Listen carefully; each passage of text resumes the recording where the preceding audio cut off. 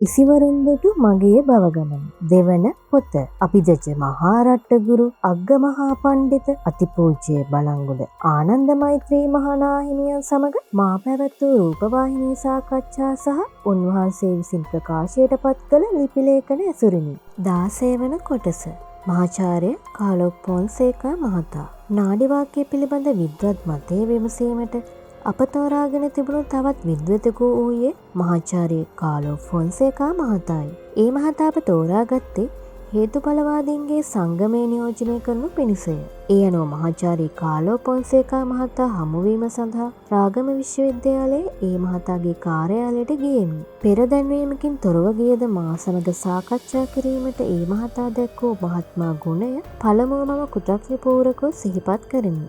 නාඩි වාක්‍යය පිළිබඳව මාලද අත්දැකීම් සහ සොයාගෙන තිබූ සියලු විස්තරද මම ඒ මහතාට පැවසීමි. එසේම මේ විෂය පිළිබඳව අතිපූජ්‍ය බලංගොඩ ආනන්ද මෛත්‍රී මහානාහිමියන් සමග කරන ලද සාකච්ඡාව ගැනද වීඩියෝ පටිගත කිරීම පිළිබඳවද විස්තර කියවෙමි. එසේම අපේ අපේක්ෂාව වන්නේ විද්වතුන්ට නාඩි වාක්‍යය කියවීමට අවස්ථාව ලබා දී ඔවුන්ගේ නිර්ව්‍යාජ අදහස් ඇසුරෙන් වීඩියෝ චිත්‍රපටයක් නිපදවීම බවද කියමි. මගේ කතාවට ඉතා ඉවසිල්ලෙන් හා අවධානයෙන් සවන්දු මහාචාර්ය කාලෝ ෆොන්සේකා මහතා සිය අදහස් මෙසේ ප්‍රකාශ කළේය. පළමුවෙන් මම ආනන්ද මෛත්‍රී නායක හමුදුරුවන් ගැන කියන්න කැමතියි. උන්වහන්සේ කලක් අපේ දේශපාලන කටයුතු වලට සම්බන්ධ වෙලා කටයුතු කළා. ඊට පස්සේ අපෙන් අයින් වෙලා වෙනත් අංශවලට යොමු වෙලා කටයුතු කරන්න පටන් ගත්තා. සමහර විට මෙම නාඩි වාක්‍ය කියවීම පිළිබඳ කතාවත් එහෙම වෙන්නේ නැති. දැන් උන්වහන්සේට අවුරුදු 90ක් පැනලා ඇති කියලා මට හිතෙනවා. මනෝවිද්‍යාත්මක කරුණක් මම ඔබට කියන්න කැමතියි. බොහෝ විට වයසට ගියාම අපේ අතීත ස්මරණ සිදුවීම් අපට හොඳින් මතකයට එනවා.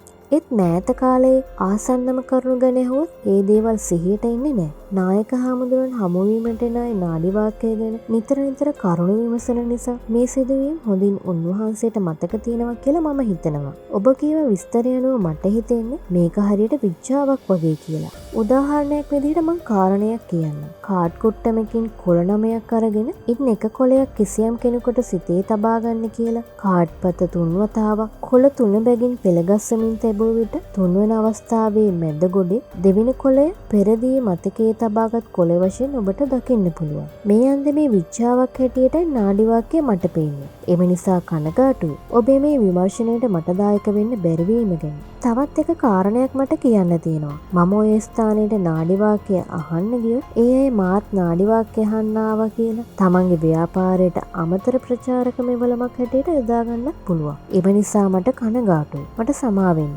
ඔබේ මේ විමර්ශනයට සම්බන්ධ වීමට මට නොහැකි වීම ගැන. එම නිසා මෙම සාකච්ඡාව තීරණයකින් තොරව අවසන් වූ ලෙස සලකන්න.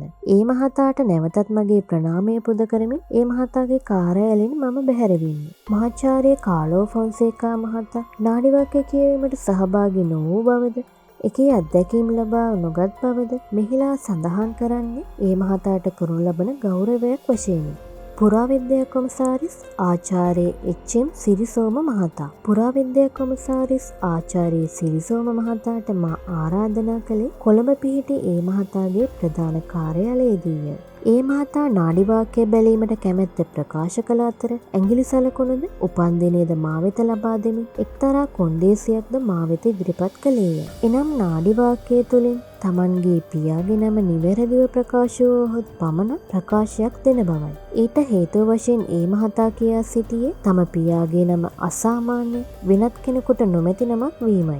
එකී කොන්දේසියට යටත්ව නාඩි වාක්‍ය පිළිබඳ විස්තර දැන ගැනීමට ඒ මහතා කැමැත්තෙන් ඉදිරිපත් විය. නාඩි වාක්‍ය කියවා ගැනීමෙන් පසු ඒ මහතා විසින් දෙන ලද ප්‍රකාශය මෙසේය. නාඩි වාක්‍ය කියන්නේ මහා පුදුම විස්මිත ශාස්ත්‍රයක් කියලා මට හිතුනේ නාඩි වාක්‍ය කියවීමෙන් පසුවයි. මේක මහා පුදුම ශාස්ත්‍රයක්. මගේ පියාගේ, මගේ මවගේ, මගේ බිරිඳගේ නම පවා ඔවුන් නිවැරදිව කීවා. අපේ පියාගේ නම අසාමාන්‍ය නමක්. ඔවුන් ඒ නමත් නිවැරදිව කීවා. තව දෙයක් මම කියන්න කැමතියි. නාඩි වාක්‍යය තුලින් මා පමණක් දන්නා ඉතා රහසිගත විස්තර පවා ප්‍රකාශ වුණා. මේ විස්තර මගේ හිතවතාද යහළුවාද වෙන මගේ බිරිඳටවත් මම කියලා තිබුණේ නෑ. එයා ඒව දැනගත්තෙත් නෑ. හරිම පුදුම ශාස්ත්‍රයක්. මේ පිළිබඳව ඔබම ගොස් නාඩි කියවා ගැනීමෙන් පසු මම කියන කාරණාවල සත්‍ය අසත්‍යතාවය දැනගැනීමට පුළුවන්. ඔබ ඇසුව මෙම තල්පත් ලියා ඇති කාලය ගැන ලියා ඇති භාෂාව ගැන. මෙම තල්පත් මම ඉතා හොඳින් පරීක්ෂා කරලා බැලුවා.